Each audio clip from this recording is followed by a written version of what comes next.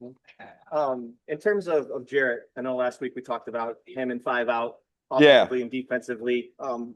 You share a little bit more just about how you think he can be a little bit more comfortable against those types of teams. Well, put him in those situations.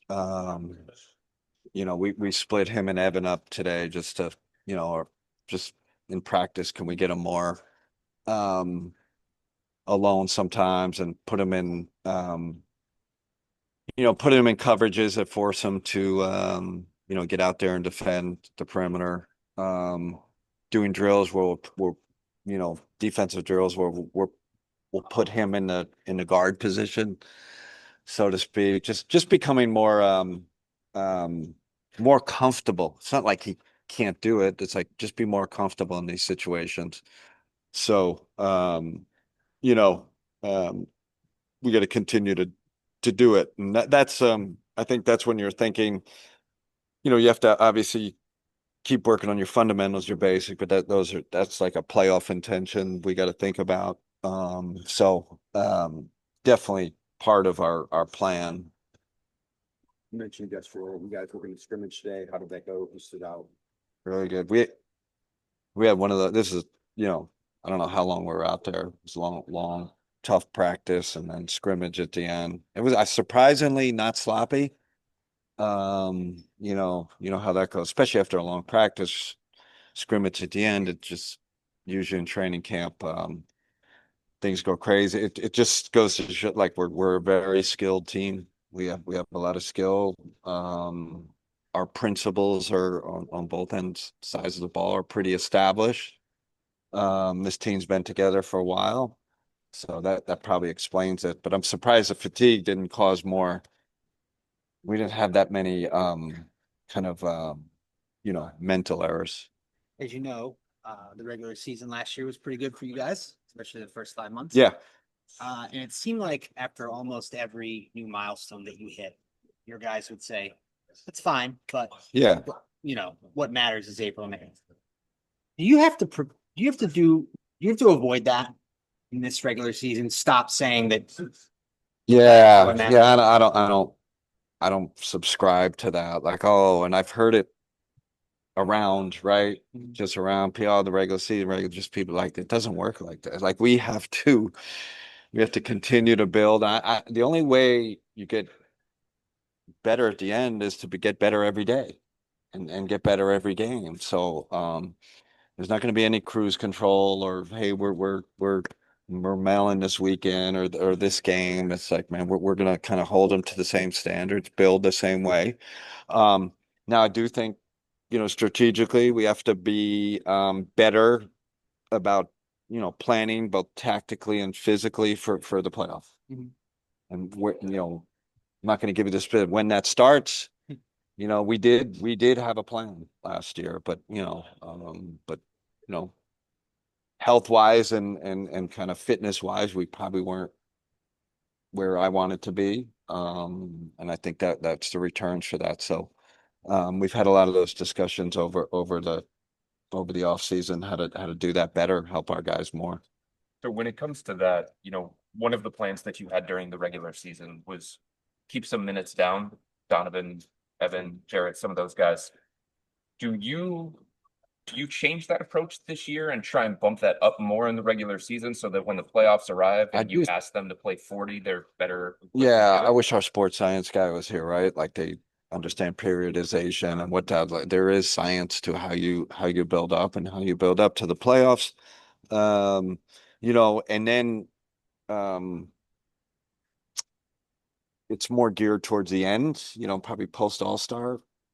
When are you starting that build? Like if you start doing it in November, right? And so, we're gonna play down 45 minutes to get ready for June. That doesn't work that way. So I don't think you're going to see all of a sudden this drastic change. Oh, Donovan's playing 43 minutes a game, and we're still going to keep an intelligence approach. But when we kick off that plan for the playoffs, that's something we've looked at and talked about a lot. And we're at that point, like we have that luxury where we can start planning. So. And when it comes to playing faster, you know, did you not play at the pace that you were hoping to last year, or is this like? Here's the Push. deal. Yeah, here's the deal with that, Chris. I think it's I think we're number one in off transition efficiency. I don't know, 1, 2, 3. I'm not sure anymore, but really, really good.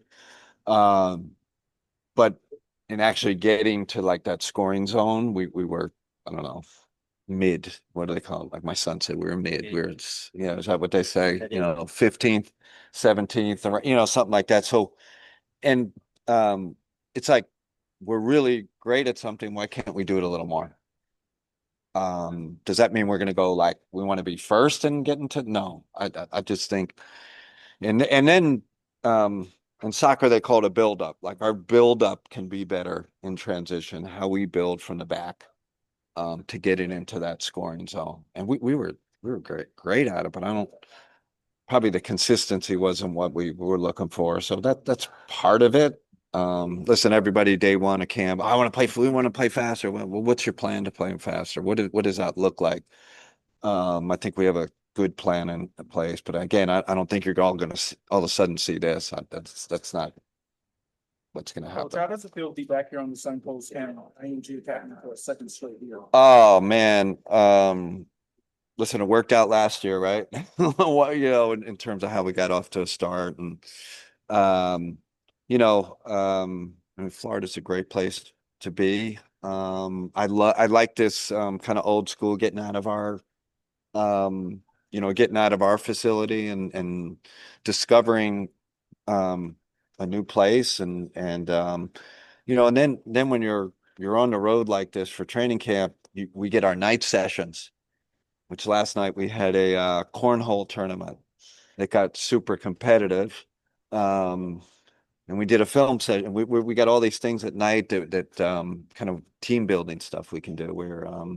And then we're in beautiful Bradenton, beautiful Sarasota area. Guys are at the pool too in the afternoon. It's great. Love it. Coach, this nucleus won a lot of basketball games. Yeah. They still have something special in their minds. And there's gentlemen who joined the team, Ball and Nance Jr. and guys are back and they want to help. Just talk about what you see so far as you guys all band together, that journey, 100 games, that process. Yeah, I mean, again, the kind of recruiting process, free agency, trades are so important, right? And here we are talking about tactical changes, but the front office was also proactive in bringing 3 guys in that fit our system, fit our identity. So I'm just that's the first part of it, and then the second part of it, my challenge to them, like, be that guy that helps push us to the next level, right? Like, are you going to be the guy? Could Lonzo be the guy that boom that takes us to another level? Larry, same thing, right? Imagine Larry has this incredible year, which he's very, he was on the way to having a great year last year in Atlanta. And then Thomas Bryant, it's like, man, he's done some things in this league. He's done some things in the playoffs. Like, is he the guy? So I look at, I don't look at them as bit pieces. I look at guys that can elevate us to get over the hump. I understand it's not just a tactics, it's not just coaching. It's really, at the end of the day, it's personnel. So they've been great, all 3 of them the first 2 days. Hey coach, I'm Charles Matthews, a junior here at IMG Academy. Yeah, What similarities do you see in IMG and pro level facilities? I'm jealous that I didn't go to IMG to be in this environment at your age, and not just a singular sport, but this multi-sport. This is my comparison is like I was in the Olympics last year with Team France. This is like an Olympic village, and you guys are living it. Guys and girls are living this 365. What a brilliant idea. Um, you know, it's on par or better, than a lot of pro and college sports facilities.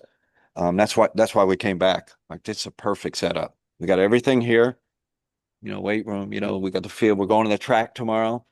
So you guys don't have to come, media. We're just gonna run around. So it's like perfect in terms of prepping for an NBA season or any season, right? MLS teams come here, right? Who else do you guys like? This is the place to be. Last question. Coach, it'll be tough for Tyrese to crack the rotation as a rookie, but what are your expectations for him?